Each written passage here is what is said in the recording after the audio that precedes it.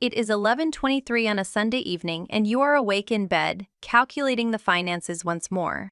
It isn't because a crisis occurred, nothing actually broke. You are simply lying in the darkness, processing the exact same figures you reviewed last Sunday and the Sunday prior to that. The mortgage, the auto loan, student debt, grocery bills. You are attempting to determine if this specific month is when you finally gain traction, or if you will merely tread financial water as you have for the last 3 years. Deep down, you already know the conclusion. You have known it for some time. Yet, you continue to crunch the numbers regardless because the other option is accepting that this perpetual pressure is simply what adult life feels like now. Meanwhile, consider your neighbor down the street. They bought their similar home around the same time with a comparable income. They woke up last Tuesday and chose to take the entire week off. There was no emergency. They didn't even email their manager. They simply didn't feel like working, so they didn't go. And here is the reality.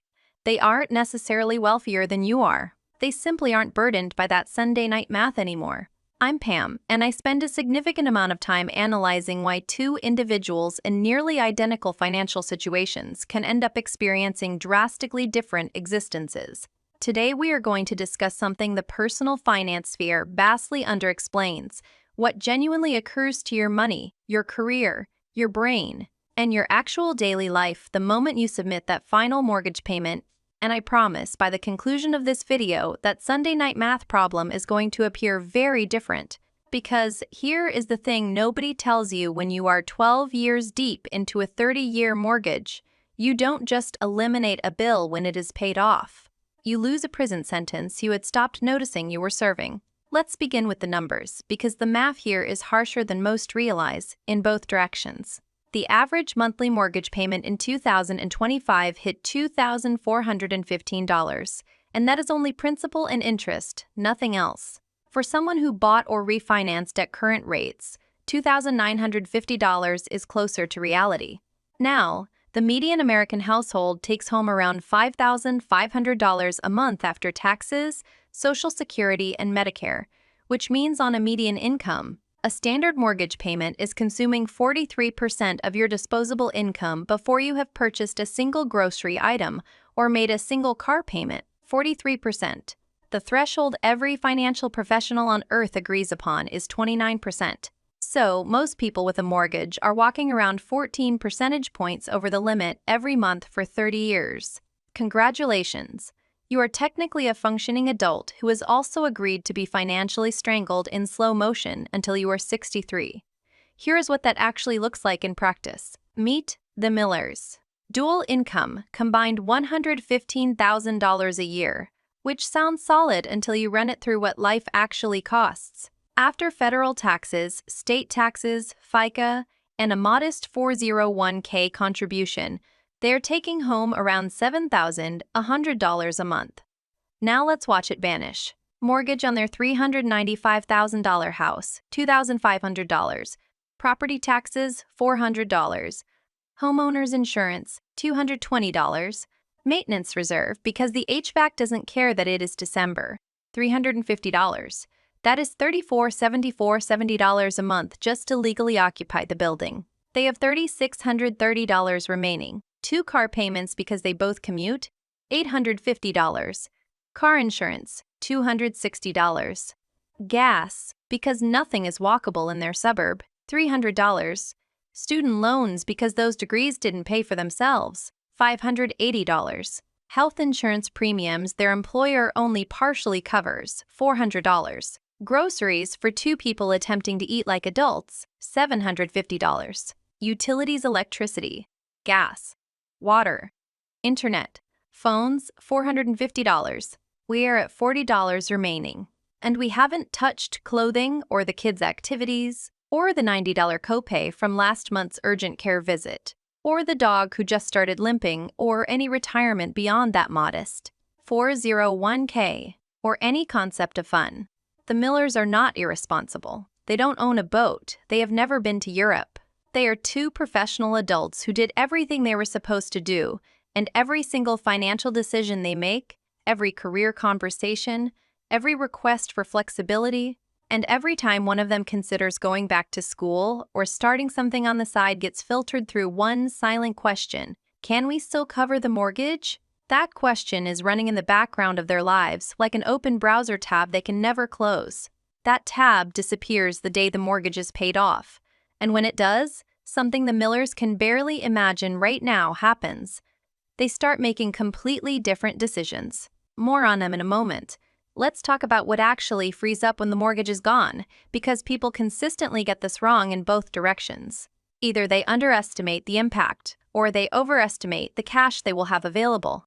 When the mortgage payment disappears, you don't suddenly have the full amount to invest. Property taxes, insurance, and maintenance still exist. For a $420,000 home, you are looking at roughly $875 a month in ongoing costs with no mortgage.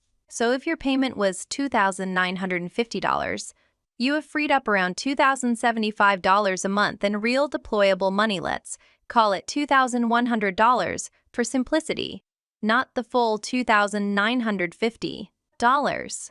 However, $2,100 is still, and I want to be precise here, absolutely insane in terms of what it does over time. If you take that $2,100 and put it into a basic S&P 500 index fund, earning a conservative historical average of around 7% annually, here is what happens. In 5 years, $148,000. In 10 years, $356,000. In 15 years, $650,000. In 20 years, $1,060,000. You contributed $504,000 of your own money over those 20 years. The market contributed $556,000 on top of that, more than you put in yourself. The majority of your eventual wealth came from compound interest, not from working harder. This is the part of the mortgage payoff story nobody tells you in the bank's office when you are signing the 30-year paperwork. They aren't going to tell you that their product is keeping you from over $1 million, funnily enough. Now, before I continue, I need to address the argument that a certain type of person in the comments is already drafting. And that argument goes, Pam, if your mortgage rate is below 5%, you are mathematically better off investing the extra money than prepaying principal. And look, that argument is not wrong. Let me give it the real version. Wharton professor Michael Roberts ran the numbers on a $525,000 mortgage at 3.25% and found that investing excess payments in the stock market outperformed early payoff in roughly 95% of historical 30-year windows. The logic is clean. A guaranteed 3.25% return from killing debt loses to a historical 7 or 8% return from equities. About 80% of existing mortgage holders have rates below 5.25% right now. So if that is you, the spreadsheet says, invest the difference. Here is what the spreadsheet doesn't know. It assumes you actually invest the difference. Most people don't. They spend it. The mortgage payment was forced savings. When it disappears and gets replaced by discretionary cash, a terrifying percentage of households absorb it into lifestyle creep within 18 months and have nothing to show for it.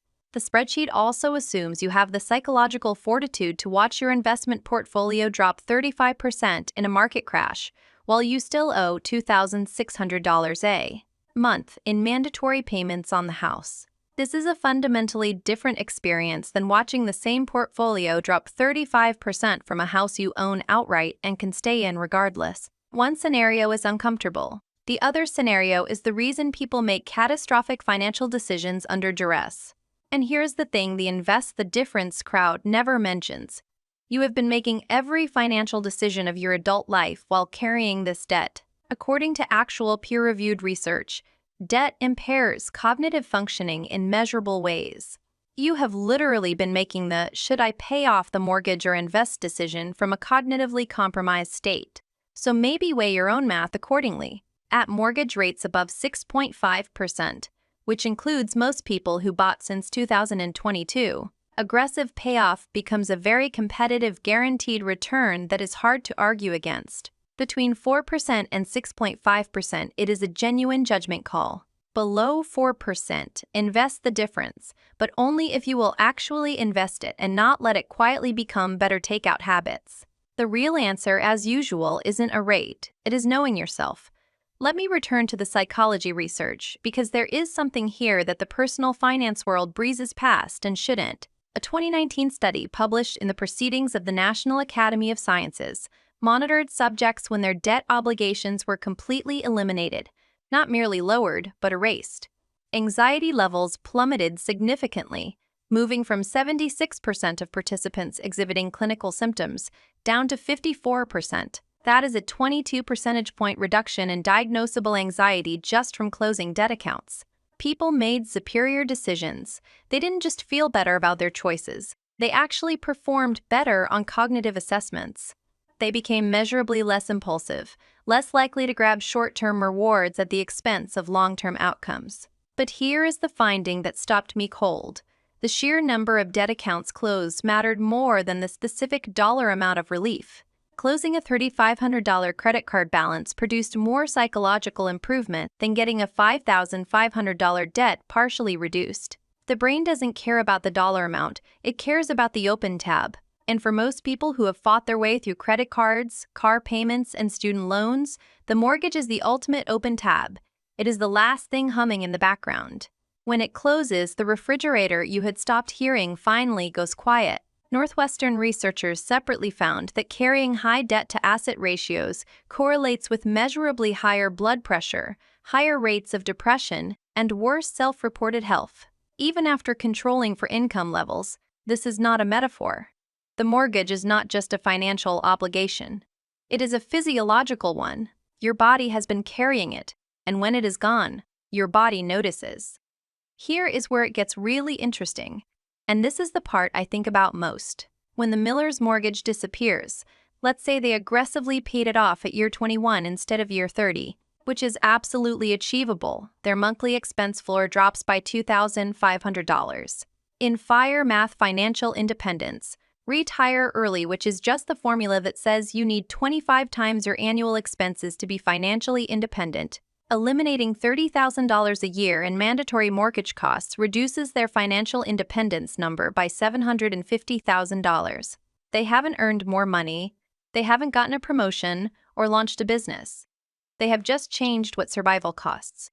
And that number determines everything. When your monthly survival requires both incomes running at full capacity, neither person can afford to leave a job they hate, take a pay cut to do something meaningful, start a business that needs 18 months to get profitable, ask for a schedule that doesn't wreck their health, or do anything that might threaten the income that feeds the mortgage. You are financially indentured not because you are weak, but because the math requires it. So the mortgage is a 30-year employment contract you signed without realizing it. Academic research published in 2020 found that improved housing security led to significant increases in business formation, particularly among women and non-white entrepreneurs who are disproportionately affected by financial exposure. A separate study found that leveraged homeownership, meaning carrying a mortgage, significantly reduces entrepreneurship, with the effect strongest when loan-to-value ratios are highest. The mechanism is exactly what you would expect. Every dollar trapped in a mandatory monthly payment is a dollar that can't absorb risk elsewhere. So what does the Miller's life look like at year 21? Mortgage gone. Mrs. Miller stops running every career conversation through the question of whether this job is stable enough to cover the payment. She takes the role with more meaning and slightly less salary because they can afford the difference now. Mr. Miller starts the contracting business he has been talking about since 2021 because one bad quarter no longer means they lose the house. They aren't rich. Their income didn't change. But their decisions changed completely because the math changed completely. Now, a brief moment of honesty, because I promise you the real numbers and not the fantasy version. The house isn't actually free once the mortgage is paid off, I know. You were hoping I would let you have that one, but the property taxes aren't going anywhere. They have gone up 29% nationally since 2019. If you are in New Jersey, you are paying $780 a month on a median home mortgage or not. Your house is basically paying rent to the state regardless of whether you owe a bank. Homeowners insurance has jumped 55% since 2020 because apparently the atmosphere is trying to get its money back. And the 1% annual maintenance rule, which means budgeting 1% of your home's value per year for repairs, still applies. On a $420,000 home, that is $350 a month, set aside for the water heater that will choose 11 p.m. on Christmas Eve to announce its retirement. Add it up.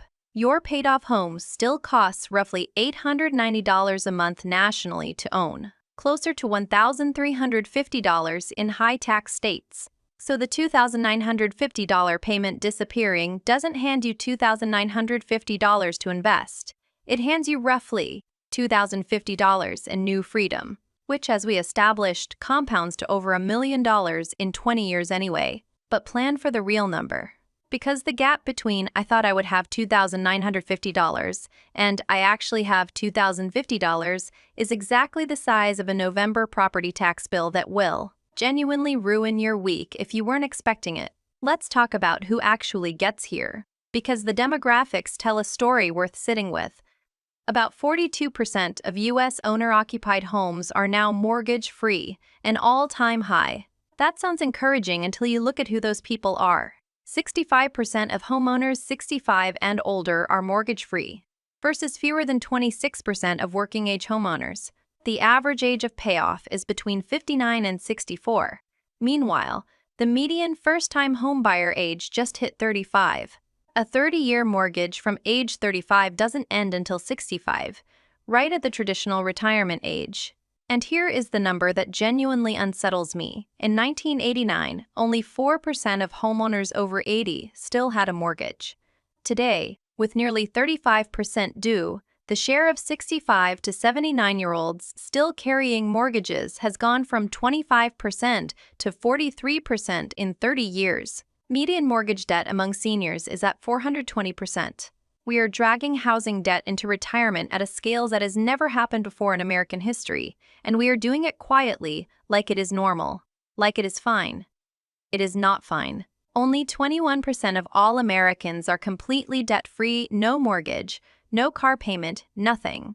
Which means what we are talking about today is genuinely rare. Rare enough that when people cross that finish line, they consistently report something they couldn't have predicted. It isn't just relief. It is a kind of silence they didn't know was missing. So, how do you actually accelerate this? Because the math on getting there 5 or 8 years early is more compelling than most people run. On a $460,000 mortgage at 6.75%, your standard payment is $2,983 a month. Total interest over 30 years, $613,880. You pay significantly more in interest than the house initially cost. Sit with that fact. The bank is going to collect more from you in interest alone than the entire value of the home you bought. It is a beautiful business model if you are the bank. Bi-weekly payments cutting your monthly payment in half and paying every 2 weeks sounds like accounting trivia until you realize it results in 13 full payments per year instead of 12. That one change, which costs you practically nothing in lifestyle, cuts 6 years off the loan and eliminates over $130,000 in interest. One extra payment per year equals $130,000 gone. Throwing an extra $550 a month at principal shortens the timeline by about 8.5 years and kills $165,000 in interest. An extra $1,100 a month reduces the loan term to just 16 years. None of these are heroic sacrifices. They are the difference between paying off your house at 54 versus 65, and a life you get to live at 54 with no mortgage, versus the one you are living at 65 waiting for it to end is, based on everything we have covered, not a small difference. So let's land this. What do you actually do on the day the last payment processes? First, verify that your lender filed the lien release and that you receive your deed. This is the most boring sentence in the video and also the most important one to remember, because lenders occasionally just don't file it. You find out 3 years later when you try to sell the house and discover you don't legally own what you have been paying for. I file this under things that are both tedious and essential, which describes most of adult life. Second, before you redirect a single dollar, rebuild your emergency fund. You have been house poor for years. Your reserves are almost certainly thinner than they should be. Get 6 to 12 months of your new, lower expenses into liquid savings before you do anything ambitious. Then finally, Deploy the former payment in order. Max the 401k match first, because that is a 50 to 100% guaranteed return, and nothing else on this list comes close. Max the Roth IRA $7,500 a year currently, which grows completely tax-free. The IRS never touches the gains. Max the 401k contribution limit of $24,000. Fund an HSA if you are eligible, then pour everything remaining into a taxable brokerage account with low-cost index funds. If you are redirecting $2,050 a month through all of these at 8%, you are at $375,000 in a decade and over $1.2 million in 20 years. Not because you did anything clever, but because you survived the mortgage, closed the last tab, and finally gave compound interest the room it needed to do what it was always going to do if you had just gotten the bank out of the way. Here is what I actually want you to take from this video. The mortgage wasn't just a large bill. It was a permission slip you had to silently ask for every time you wanted to do something different with your life. Want to leave a job you hate? Better check if you can still cover the mortgage. Want to start something risky? Better make sure the mortgage is safe first. Want to take a pay cut to do work that matters? You can't. For most people, for most of their adult lives, the mortgage is the invisible hand that shapes nearly every major decision they make. Not the only hand, but the one with the tightest grip. When it is gone, the grip releases. That is what the Millers discover at year 21. That is what every person who gets there reports. Not that they are suddenly wealthy, though the compounding takes care of that in time, but that they can finally make decisions based on what they actually want, rather than what the mortgage requires. That is the change nobody talks about. That is the one that matters most. So that Sunday night math you have been running in the dark, you aren't going to run it forever. But the people who get to stop running it the earliest aren't the ones who earn the most money. They are the ones who understood what the finish line was actually worth and ran toward it on purpose. I am Pam, and I will see you in the next one.